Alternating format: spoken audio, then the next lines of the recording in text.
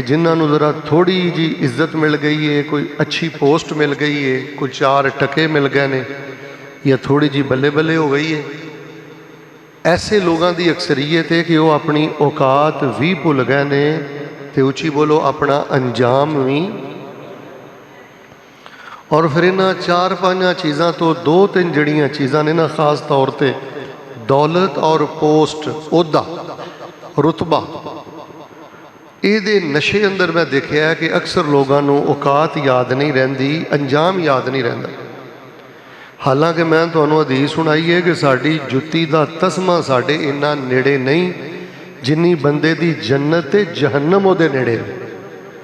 Anne मुहब्बत दे नाल आए हो, आमीन कह दिओ अल्लाह सानू जन्नत अता फरमा दे।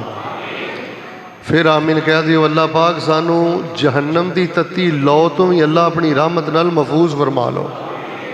तो अहबाबे जी वकार, मैं सिर्फ अज दे खुतबा जुम्मतुल मुबारक अंदर तुहानूं यह गल दसनी है, अल्लाह दिन फेरे, इधर वेखो, अल्लाह सेहत दवे, ईमान दवे, ते अपनी आखरत नहीं खोटी करनी, अपना अंजाम नहीं भुलना।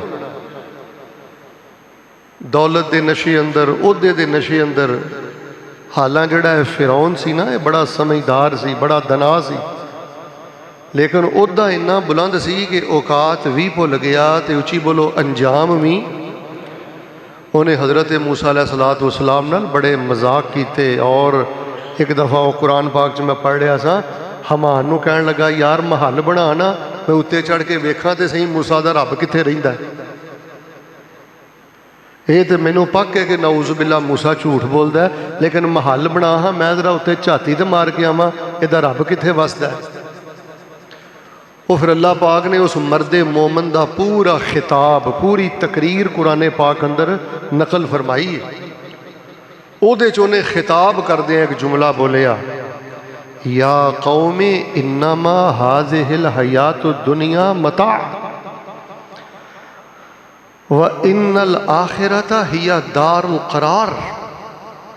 उस मर्दे मोमन ने आखिया फिरौन दे दरबार दे अंदर अखां चखां पा के, ऐ मेरी कौम दे लोगो, इस बंदे दे पिछे लग के, ऐदे सपोर्टर बन के, ऐदे कारकुन बन के, हरामजदगियाँ करके अपनी आखरत बर्बाद ना करियो।